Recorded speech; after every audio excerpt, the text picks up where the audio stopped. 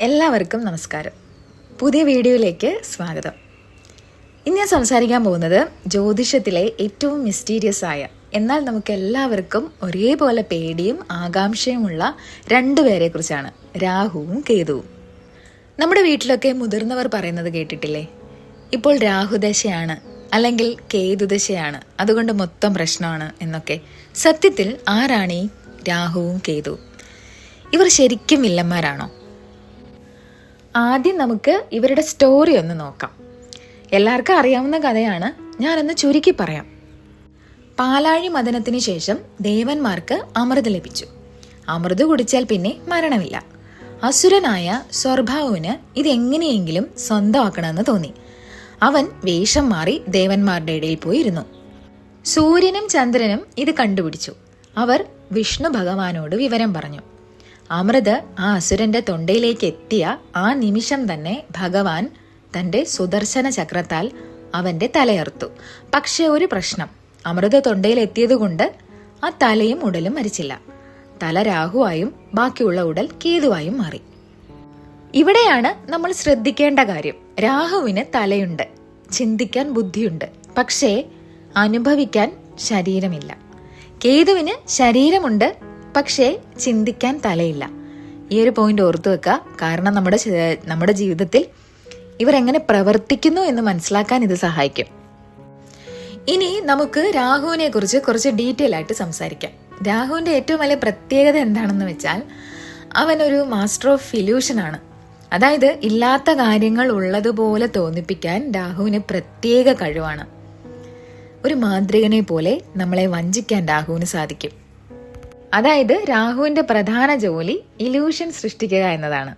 അപ്പോൾ എന്താണ് ഈ ഇല്യൂഷൻ എന്ന് നോക്കാം. നമ്മുടെ ജീവിതത്തിൽ ചിലപ്പോൾ നമുക്ക് തോന്നും, ആ ലോട്ടറി അടിച്ചാൽ എൻ്റെ ജീവിതം രക്ഷപ്പെട്ടു, അല്ലെങ്കിൽ ആ ആഡംബര കാറ് കൂടി വാങ്ങിയാൽ ഞാൻ പൂർണ്ണ സന്തോഷവാനായി. ഈ കൂടി എന്ന ചിന്തയാണ് രാഹു. രാഹുവിന് എത്ര കിട്ടിയാലും മതിയാവില്ല. കാരണം അവന് തല മാത്രമല്ലേ ഉള്ളൂ. എത്ര കഴിച്ചാലും അത് വയറിലേക്ക് പോകില്ല. അതുകൊണ്ട് ആ ആഗ്രഹം നിലനിന്നുകൊണ്ടേയിരിക്കും. അതുകൊണ്ട് രാഹുവിന് എന്തിനോടും അടങ്ങാത്ത ആർത്തിയാണ്. ജീവിതത്തിൽ പണം, പ്രശസ്തി, സക്സസ് ഇതൊക്കെ പെട്ടെന്ന് നേടിയെടുക്കാൻ രാഹു നമ്മളെ പ്രേരിപ്പിക്കും. നിങ്ങൾ കണ്ടിട്ടില്ലേ ചില ആളുകൾ പെട്ടെന്ന് വലിയ പണക്കാരനാകുന്നത്? ഇതിനെയൊക്കെ നമുക്കൊരു രാഹു എഫക്റ്റ് എന്ന് വിളിക്കാം. പക്ഷേ ഒരു പ്രശ്നമുണ്ട്. രാഹുവിന് ശരീരമില്ലാത്തത് കൊണ്ട് ഈ വിജയങ്ങളൊന്നും ഡൈജസ്റ്റ് ചെയ്യാൻ അവന് കഴിയില്ല. അതുകൊണ്ട് പലപ്പോഴും ഈ വളർച്ച ഒരു ബലൂൺ വീർപ്പിക്കുന്നത് പോലെയാ, എപ്പോ വേണമെങ്കിലും പൊട്ടിപ്പോകാം. ഇന്നത്തെ സോഷ്യൽ മീഡിയ നോക്കൂ. ഇൻസ്റ്റാഗ്രാമിലും ഫേസ്ബുക്കിലും നമ്മൾ മണിക്കൂറോളം സ്ക്രോൾ ചെയ്യുന്നു. എന്തെങ്കിലും കിട്ടുന്നുണ്ടോ? ഇല്ല. പക്ഷേ നമ്മളത് നിർത്തുന്നില്ല. ഈ അഡിക്ഷൻ രാഹുവിന്റെ സ്വാധീനമാണ്. നിങ്ങളെ ഒരു ലോകത്തിങ്ങനെ തളച്ചിടാൻ രാഹുവിന് പ്രത്യേക കഴിവുണ്ട്. അതായത് നമ്മൾ ഈ കാണുന്ന ഇന്റർനെറ്റും യൂട്യൂബും ഫേസ്ബുക്കും ഇതൊക്കെ രാഹുവിന്റെ ലോകമാണ്. നമ്മുടെ ശ്രദ്ധ പെട്ടെന്ന് പിടിച്ചു പറ്റാൻ രാഹുവിന് കഴിയും. നമുക്ക് ചുറ്റുമുള്ള ലോകത്തേക്ക് ഒന്ന് കണ്ണോടിച്ചു നോക്കൂ. ഇന്ന് നമ്മൾ ജീവിക്കുന്നത് രാഹുവിന്റെ സാമ്രാജ്യത്തിലാണ്. എന്തുകൊണ്ടാണ് ഞാനിങ്ങനെ പറയുന്നത്? രാഹുവിന് സ്വന്തമായിട്ട് രൂപമില്ല. അതുപോലെ തന്നെയാണ് നമ്മുടെ ഇന്റർനെറ്റും. പക്ഷേ ഒരു നിമിഷം ഒന്ന് ആലോചിച്ച് നോക്കൂ. ഈ രൂപമില്ലാത്ത ശക്തിയല്ലേ ഇന്ന് ലോകം മുഴുവൻ നിയന്ത്രിക്കുന്നത്? വായുവിൽ നിറഞ്ഞു നിൽക്കുന്ന തരംഗങ്ങളിലൂടെ രാഹു നമ്മളെയെല്ലാം പരസ്പരം ബന്ധിപ്പിക്കുന്നു. നിങ്ങളുടെ ഫോണിലെ വൈഫൈ സിഗ്നൽ പോലെയാണ് രാഹു. കണ്ണിൽ കാണില്ല, പക്ഷേ അതിന്റെ പവർ നമുക്കറിയാം. നമ്മളിപ്പോൾ ഈ വീഡിയോയിലൂടെ സംസാരിക്കുന്നത് പോലും രാഹുവിന്റെ ഒരു പ്ലാറ്റ്ഫോമിൽ ഇരുന്നുകൊണ്ടാണ്. നിങ്ങളിപ്പോൾ ഈ വീഡിയോ കാണുന്നു, അടുത്ത നിമിഷം താഴെ വേറൊരു വീഡിയോ കാണുന്നു. സമയം പോകുന്നത് നമ്മൾ അറിയുന്നില്ല. മണിക്കൂറുകളോളം നമ്മളെ ഒരു സ്ക്രീനിലേക്ക് നോക്കി ഇരിക്കാൻ പ്രേരിപ്പിക്കുന്ന ആ മാസ്മരിക ശക്തി ഉണ്ടല്ലോ, അതാണ് രാഹു. നമ്മുടെ ശ്രദ്ധയെ മോഷ്ടിക്കാൻ രാഹുവിനോളം കഴിവ് വേറെ ആർക്കുമില്ല. പണ്ടൊരു കത്തയച്ചാൽ മറുപടി വരാൻ ദിവസങ്ങൾ എടുക്കുമായിരുന്നു. ഇന്നൊരു മെസ്സേജ് അയച്ചാൽ ബ്ലൂ ടിക്ക് കണ്ടില്ലെങ്കിൽ നമുക്ക് ദേഷ്യം വരും. എന്താണ് ഇതിന് കാരണം? രാഹുവിനെല്ലാം പെട്ടെന്ന് വേണം. ആഴമില്ലാത്ത വളർച്ചയാണ് രാഹു തരുന്നത്. ആലോചിച്ച് നോക്കൂ. ഒരു മരം പെട്ടെന്ന് വളർന്നാൽ അതിന് ബലം ഉണ്ടാവുമോ? കാറ്റടിച്ചാൽ അത് വീണു പോയില്ലേ? രാഹു തരുന്ന പെട്ടെന്നുള്ള ഈ വിജയങ്ങളും അങ്ങനെയാണ്.